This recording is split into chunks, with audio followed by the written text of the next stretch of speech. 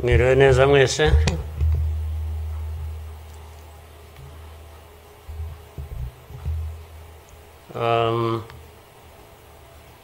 Ngira ngo biroroshye wenda kugira aho mpera.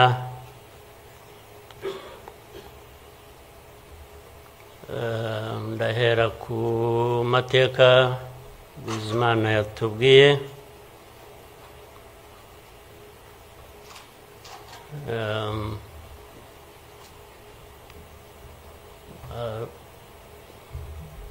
Arambuye afite ibimenyetso ashingiyeho, ariko ndagira ngo mbanze nshimire mwese abari hano mwaje kwifatanya n'igihugu n'abanyarwanda, cyane cyane mwebwe abaturuka hanze mu bindi bihugu cyangwa abihagarariye hano mu gihugu cyacu.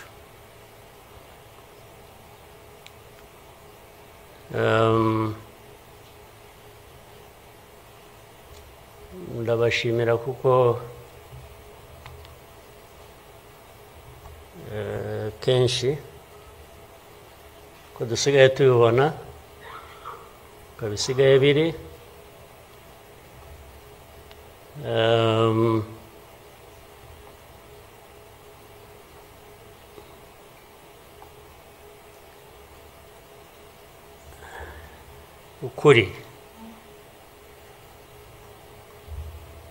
ukuri ntabwo kukigenderwaho,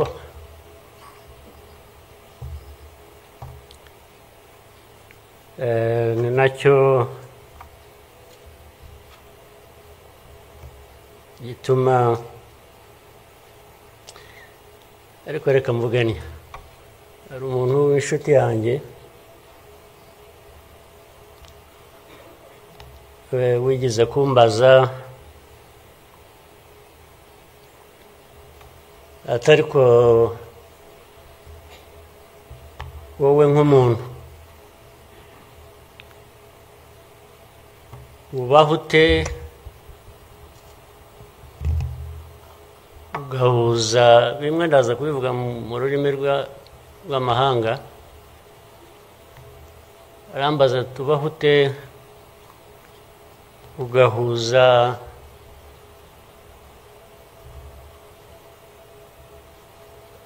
the dark past and the cruel present.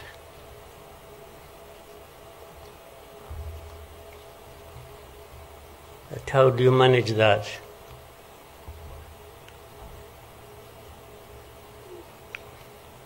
Ariko uko nabyumvaga ntabwo ari igihe yabazaga gusa, yabazaga u Rwanda. Uvuga ngo u Rwanda mubaho muti,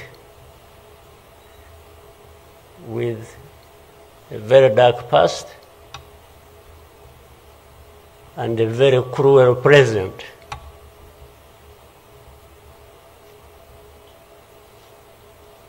Icyo namushubije nuko from the beginning we were under an illusion that the two were siblings and we had to deal with them as such. You have to deal with the cruel present, knowing that it is very, very much related to the dark past. They are inseparable. So for us, we have a choice to make.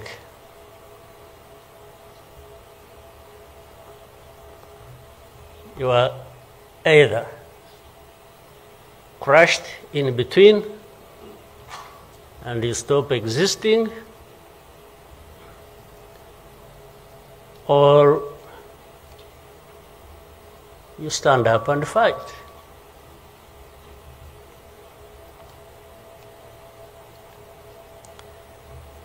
When people are saying in the testimony that, you know, the hope they have and that what happened here 30-something years ago will never happen again.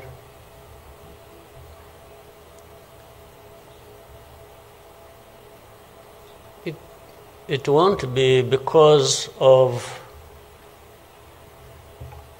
those who were responsible for that dark past will not try again, or are not even trying now again. It will not happen again just because there will be people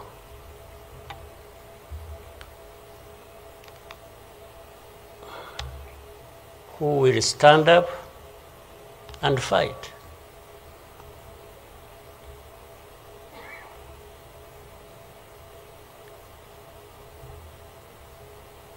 It's not because there are fewer people who wish to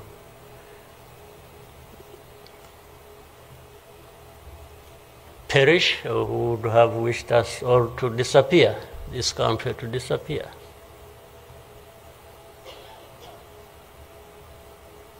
But how can people accept that? How can people not stand up and fight? Because anyway, well, there is a risk you may die when you stand up to fight. But if you don't, it's a sure thing you're going to die.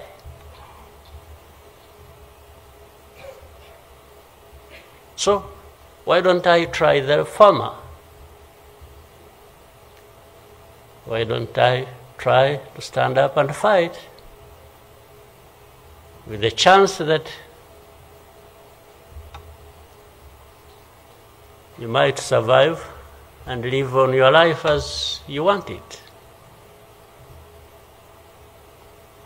instead of giving up and you let people treat you as if for you to live, it's a favor that they are going to do for you. Why?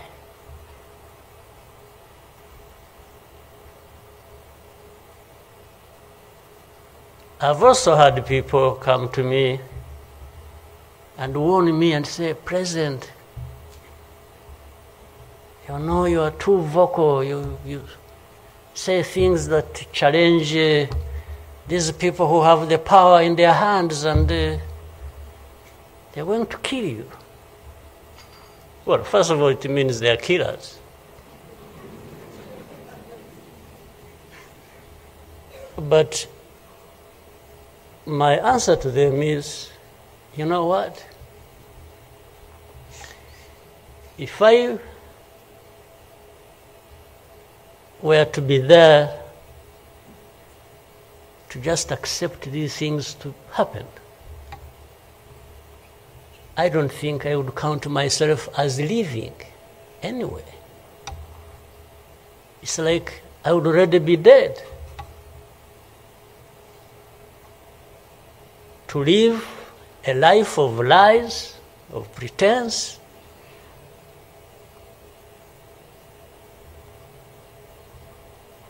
and all my life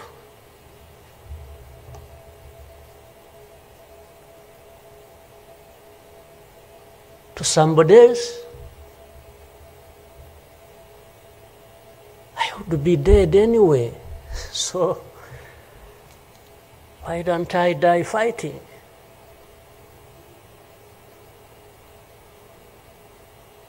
So you Rwandans, why don't you die fighting? Instead of dying anyway, just dying like flies. Why? But my message goes to other Africans who live like this on a daily basis, who are dehumanized. And they accept it and they beg. I can't beg to live. I can't beg anybody.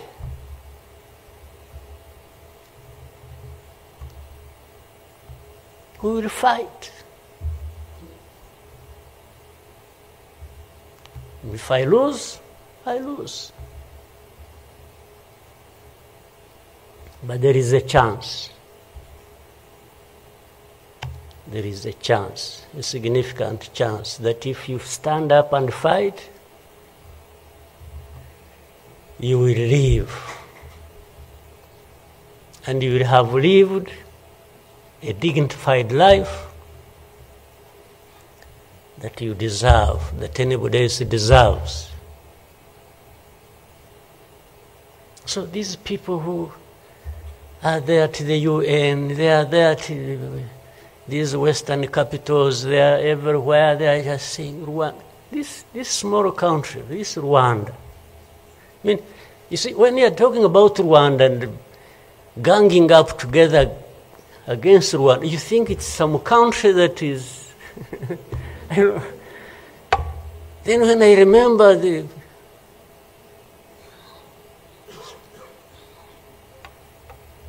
facts about it, I just imagine the world has gone amok.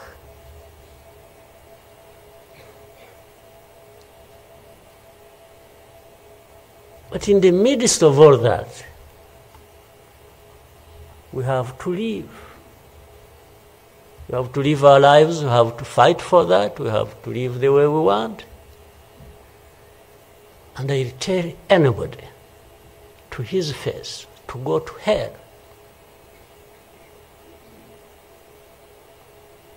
If anyone comes around and thinks they can, they come and say, hey, we're going to sanction you. To what? Go to hell. Just go to hell.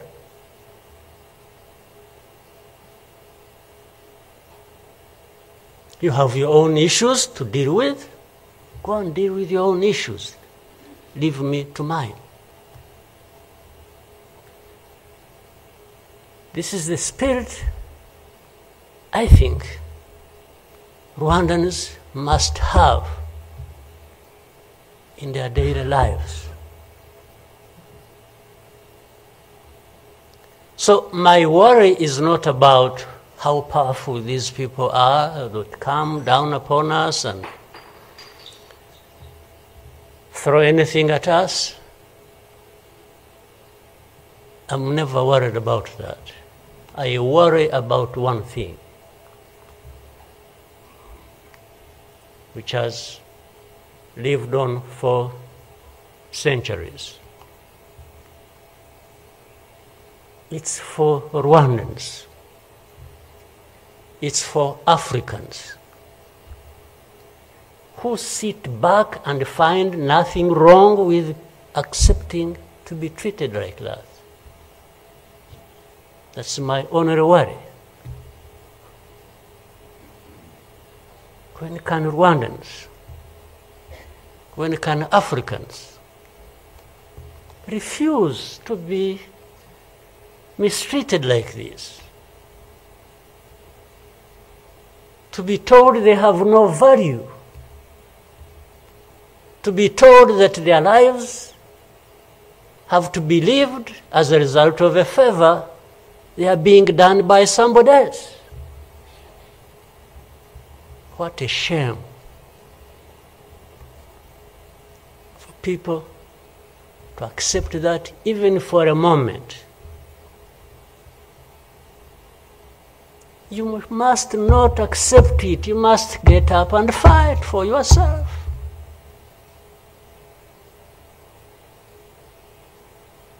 And then you have fools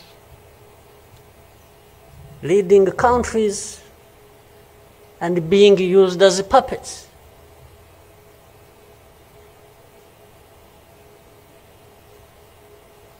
And they are stealing from their own resources, which they should be putting to the good use of their own people and develop them.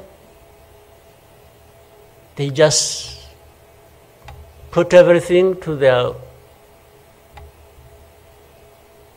own use,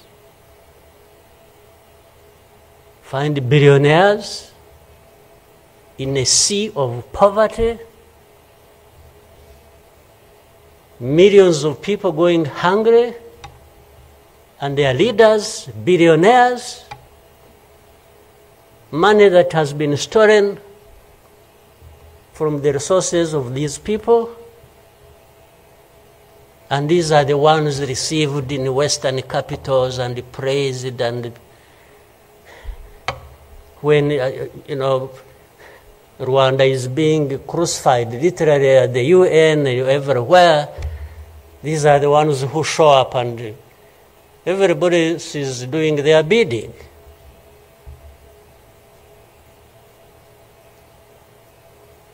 They don't talk. These ones don't even say a thing.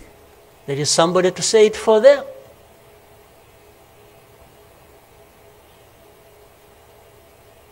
They don't say a thing. Even in meetings where solutions are being thought about and crafted and so on, they are absent because somebody else is there. They are addressed there. When their name comes up, they say, no. You see, I see it on a daily basis. Somebody has agents, orders them, pays them to go everywhere preaching hate speech, killing people in broad daylight, setting fire on these people, burning in broad daylight.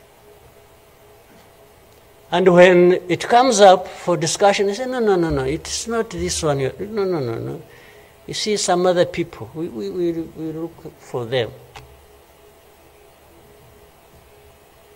But the person keeps coming up. He says, no, I will take the war to Kigali, I'll remove the government, these Tutsis, we are tired of them, like we were tired of them 31 years ago. Here. And it's okay. These wonderful people, these powerful people who tell us what to do and what not to do, they are okay with that. They are fine with that.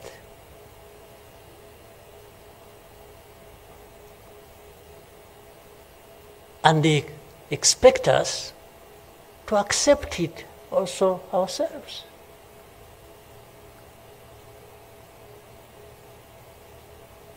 In broad daylight.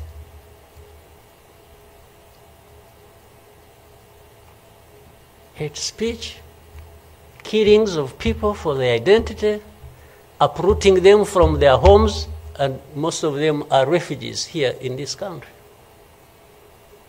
We have 125,000 people as refugees who have been living in camps, uprooted from their homes in Eastern Congo. And then these powerful, good people come here and pick 1, 2, 3, another day 5, if there are many, to go and settle them in those beautiful countries of theirs. And they leave the majority here. And they expect us to be thankful that that's a huge gesture of generosity.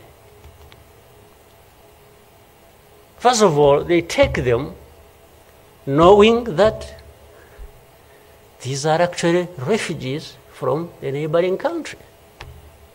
They don't take them as Rwandans. They take them as refugees from Congo. Only that they are taking very few. They are not, I wish they could take all of them. Those who wish to go and resettle them. So the rest becomes my problem. So what they have to do is cleanse Eastern Congo of all these people, bring them to Rwanda, take to your countries those you want, few, very few, not even 0.1%, and the rest should remain Rwanda's problem. Because after all, these ones are Tutsis like Kagame. That's a simple conclusion. But ask yourselves, how did these people end up being across the border of Rwanda? Was it really done by Kagame? Was it done by Rwanda? No, for us, we are here lucky that we are alive, that we survived.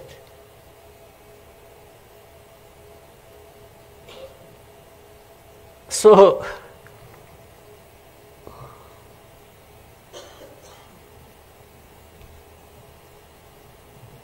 but as I say this,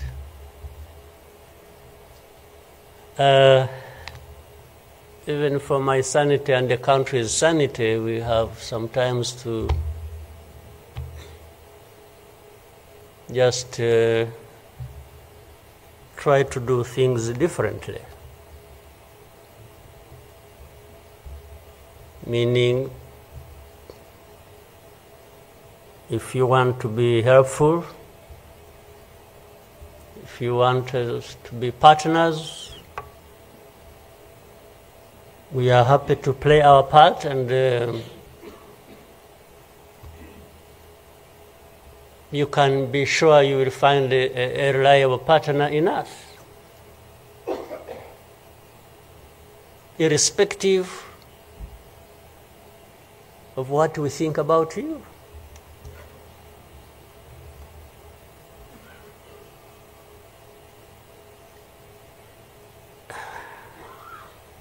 You know,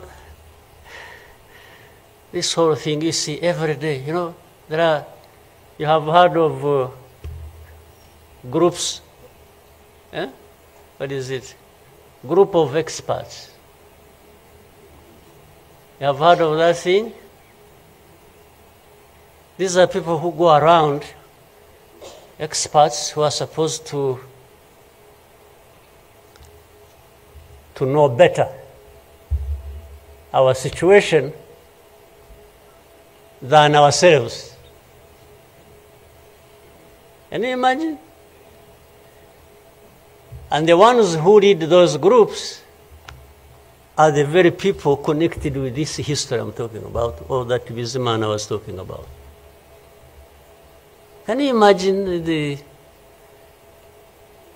cynicism?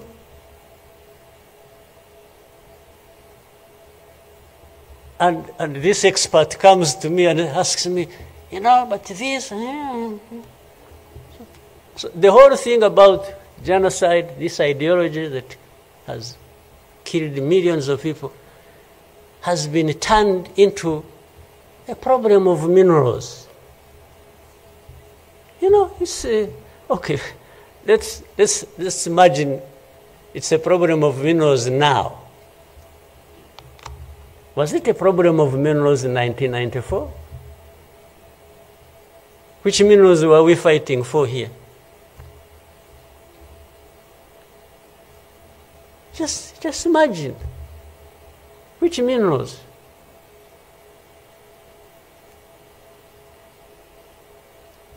Second, if it were to be minerals, how many are actually fighting for these minerals in those places? Assuming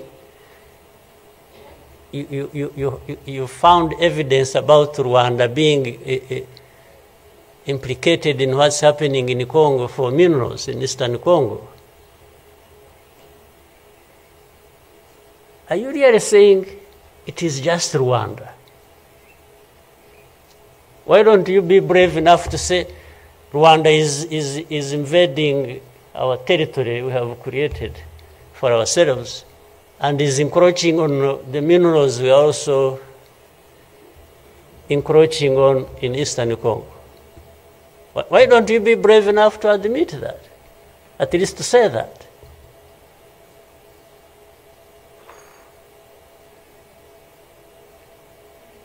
Minerals? If what is the allegations, if these allegations were true,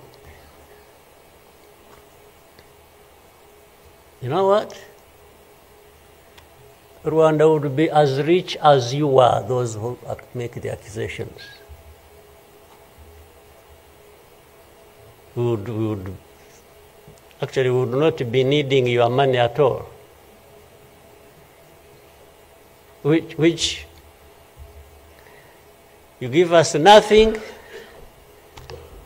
and you come and beat us up for for everything. I mean, yeah, that is the world between the dark past and the cruel present.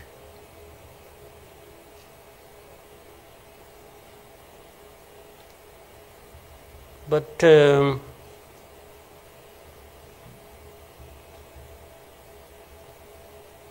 what didn't kill us and finish us 21 years ago has hardened us, has prepared us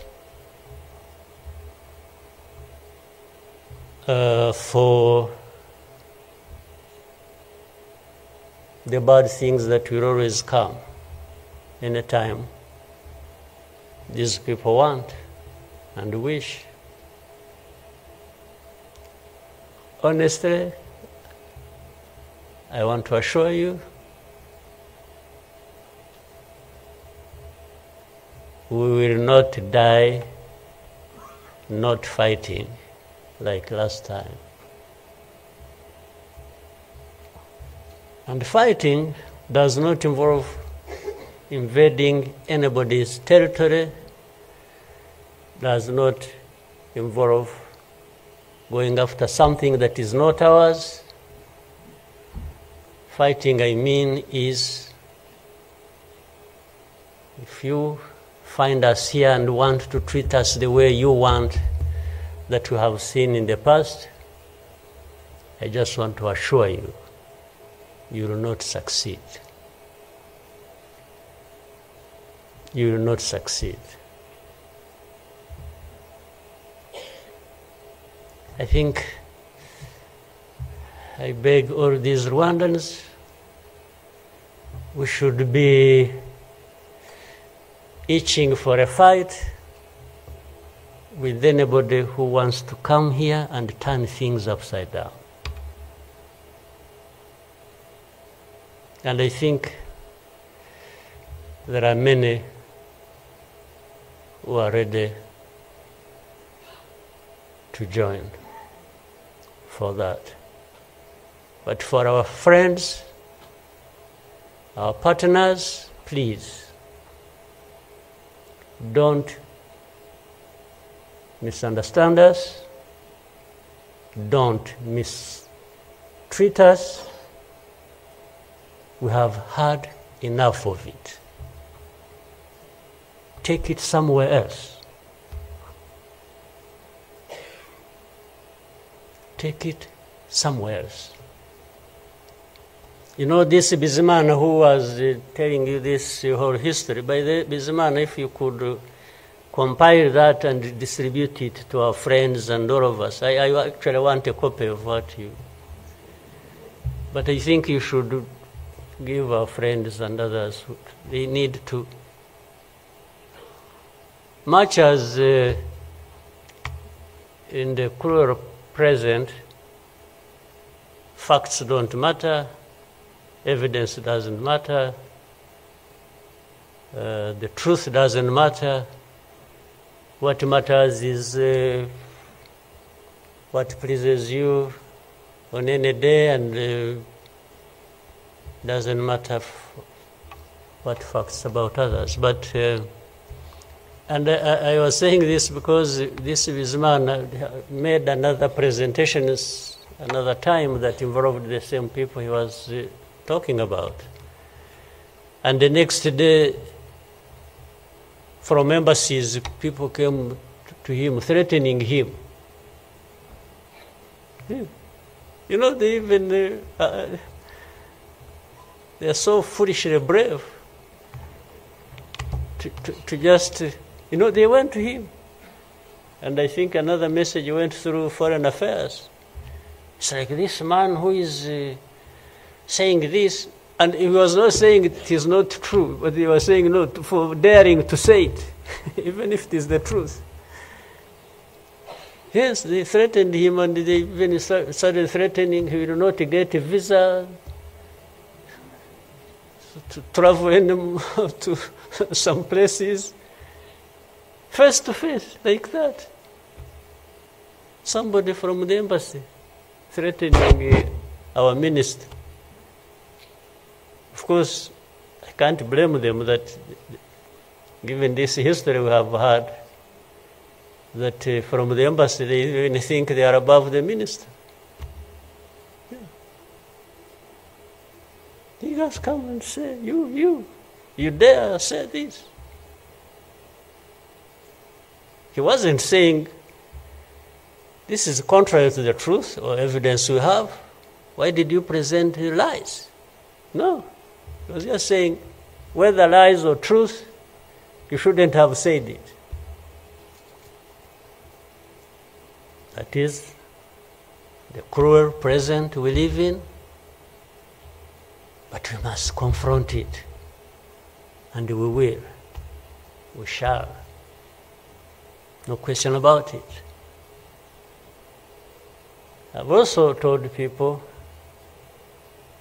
that anyway, for us we are in a sort of not bad position, because the worst has already happened to us. I don't think anything worse will happen, ever. So those who are scared, fearful of anything, I just want to console you in some way, if you may, that actually the worst has already passed. When we lost the people during that time, the young man was giving a testimony about. Do you think anything like that would ever happen again? I don't think so. So why would we be scared of anything? The worst. The hurricane came and we took cover and things, and it has passed. And we rebuilt. We rebuilt our strength of all kinds. I don't think there is any other hurricane that will come and sweep across the country, destroying everything. I don't think so. So And this day always reminds us of some of the things that I ignored and the facts that remember the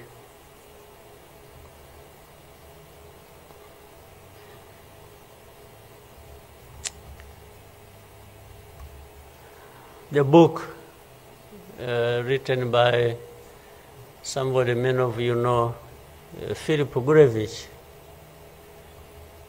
with a very long title.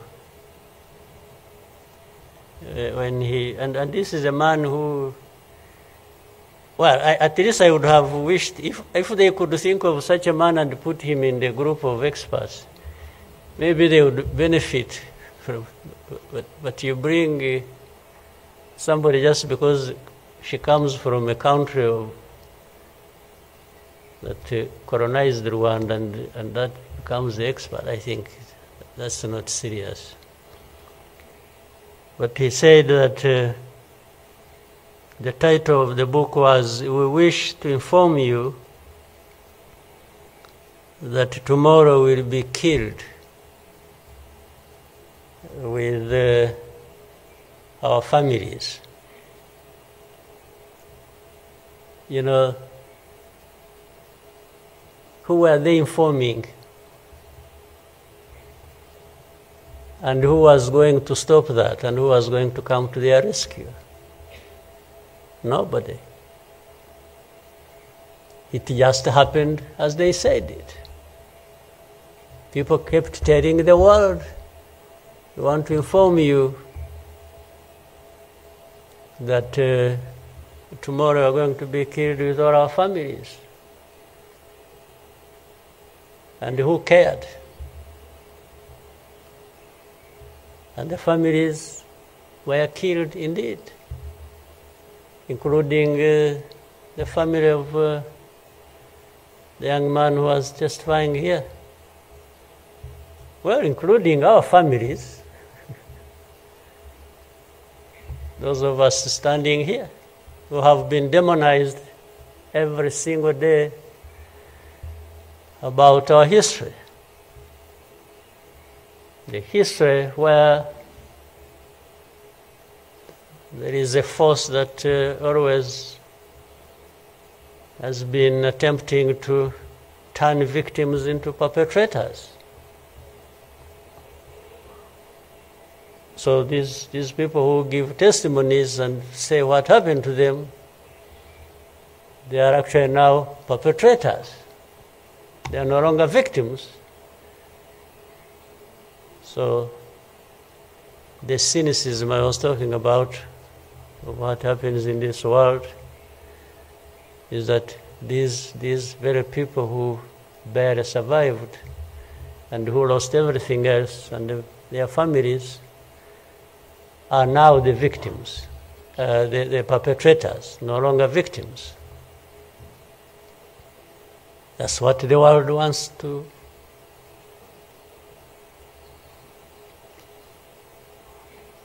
create about us.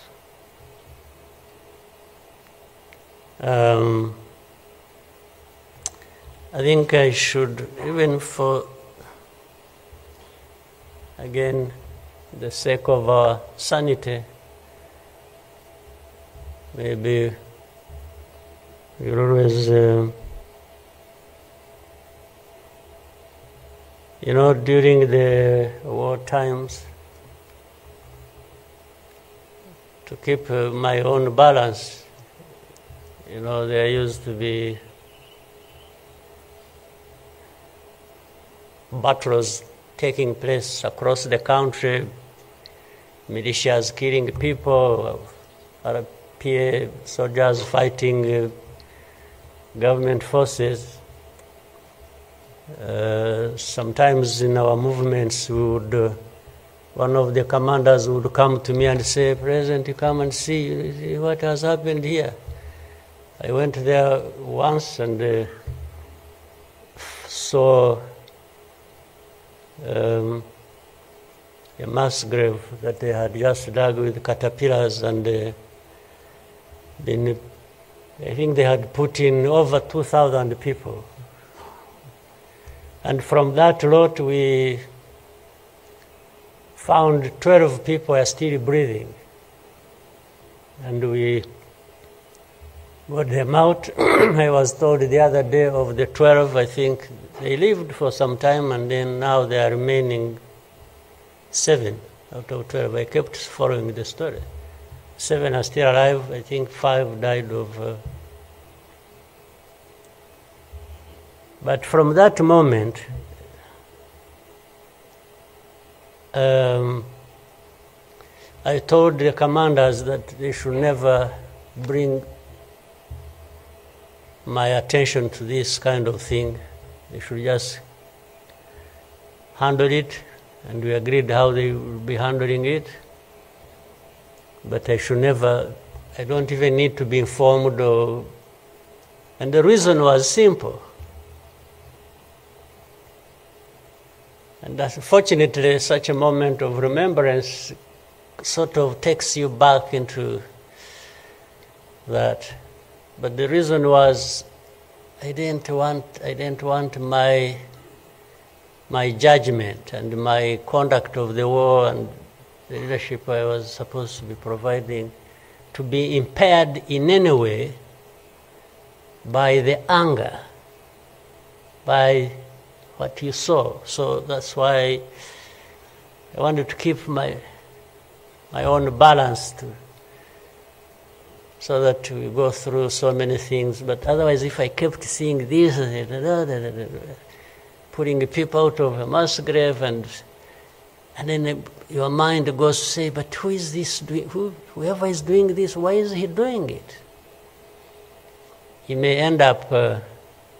So anyway, let me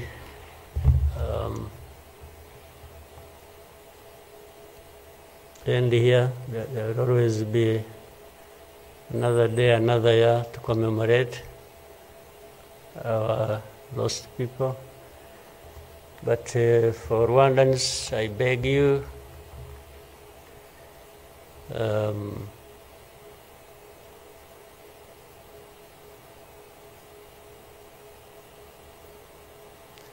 don't you owe your life to anybody else. And please